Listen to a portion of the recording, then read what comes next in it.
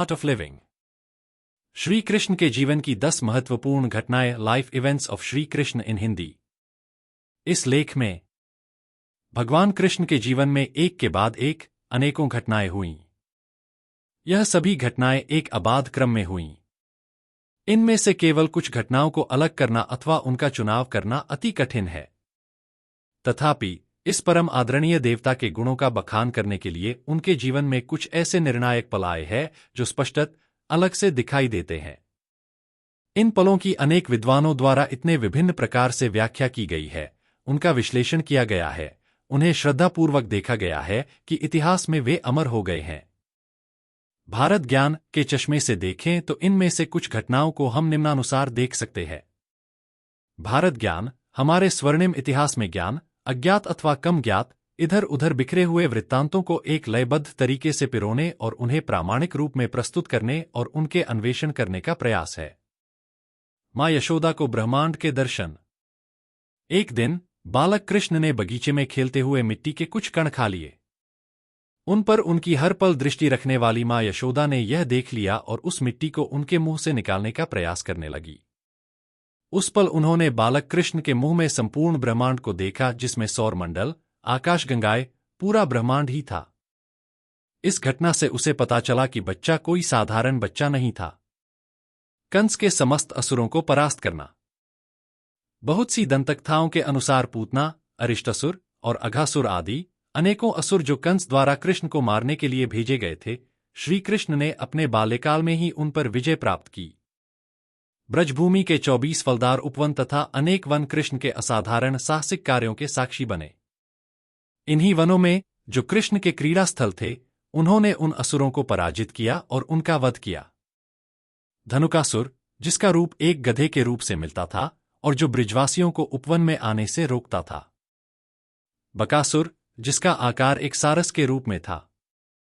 अघासुर, जिसकी आकृति एक बड़े सांप से मिलती थी और जिसे कंस ने डसने और अपने विष से कृष्ण को बचपन में मारने के लिए भेजा था। अरिष्टासुर, जिसका रूप एक बैल के रूप में था और जो नदी का तट खोदकर ब्रज में घुस आया था। कालिया नाम का जहरीला नाग, जो यमुना के जल में विष घोल रहा था। गोवर्धन पर्वत को उठाना। एक बार ब्रज के वासी भगवान इंद्र के वार्षिक उत्सव के लिए सब पूजा की तैयारी में लगे थे। नन्हे कृष्ण ने जब यह देखा तो उन्होंने ब्रज के लोगों को कहा कि इंद्र की प्रार्थना करने की अपेक्षा अपने खेतों, झीलों, चरागाहों तथा गायों जैसी प्रकृति द्वारा दी गई संपत्तियों की पूजा अर्चना और उनकी प्रार्थना करो। उन्होंने ब्रजवासियों को गोवर्धन नाम के पर्वत, गोवर्धन गिरी, की प्रार्थना करने को तैयार कर लिया। जब ब्रजवासियों ने ऐसा किया तो इंद्र क्रोधित हो गए और प्रचंड क्रोध से बहुत तेज बारिश होने लगी। लोग भागकर कृष्ण के पास गए और उनसे उस बरसात को रोकने का उपाय पूछने लगे। तब कृष्ण गोवर्धन गिरी तक गए और उस पर्वत को उन्होंने अपनी कनिष्ठा, छोटी उंगली, पर उठा लिया। प्रत्येक व्यक्ति ने अपने पशुधन सहित उस पर्वत के नीचे शरण ले ली।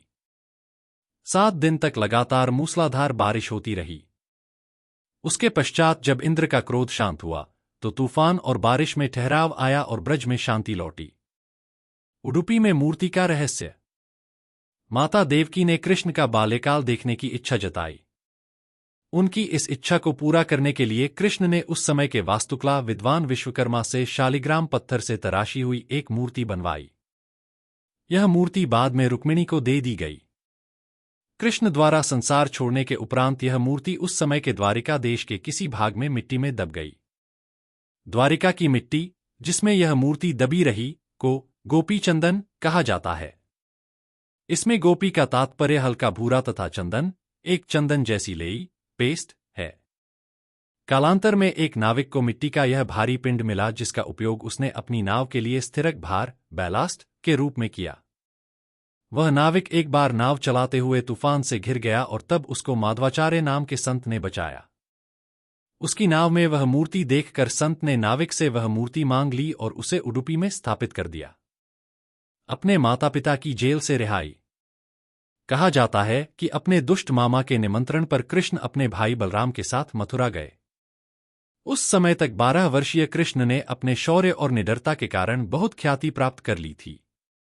मथुरा में दोनों भाइयों को कंस के मल्लयोद्धाओं, मुष्टिका और उनके मल्लयोद्धा साथी चानूरा ने मौल युद्ध करने की चुनौती दी। उन दोनों योद्धाओं को इस पारंपरिक खेल में हराने के उपरांत कृष्ण ने कंस को चुनौती दी और उसे मार दिया। तत्पश्चात कृष्ण ने कारागृह से अपने माता पिता देवकी और वासुदेव को मुक्त किया।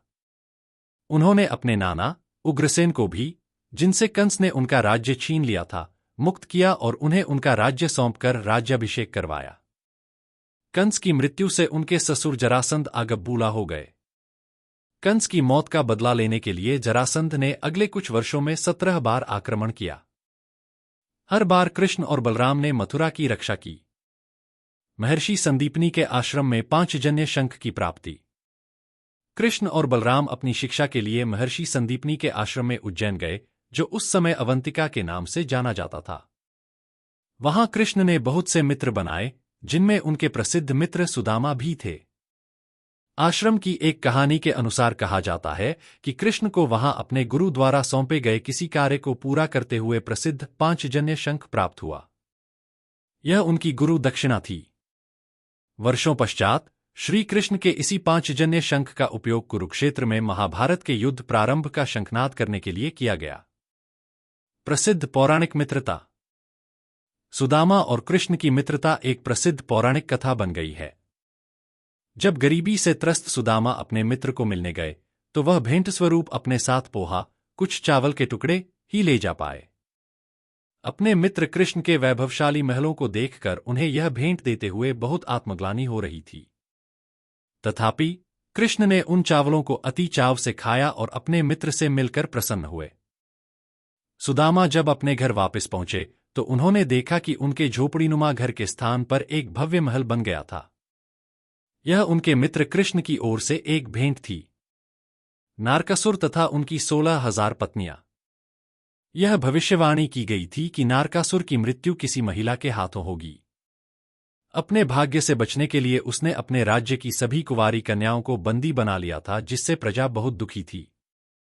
इस त्रासदी का अंत करने के लिए कृष्ण अपनी शूरवीर पत्नी सत्यभामा संग नारकासुर से युद्ध करने के लिए गए। सत्यभामा ने नारकासुर से युद्ध किया और उसे मार दिया। कृष्ण ने तब सभी कन्याओं को बंदीगृह से मुक्त किया। उन कन्याओं ने समाज में अपमान के डर से कृष्ण को उनसे विवाह करने को कहा। एक विशेष रथ यात्रा। शांति वार्ता में असफल रहने के उपरांत कृष्ण हस्तिनापुर छोड़ने को तैयार हो रहे थे। कर्ण कृष्ण को अपने रथ में शहर के बाहर तक छोड़ने साथ गए।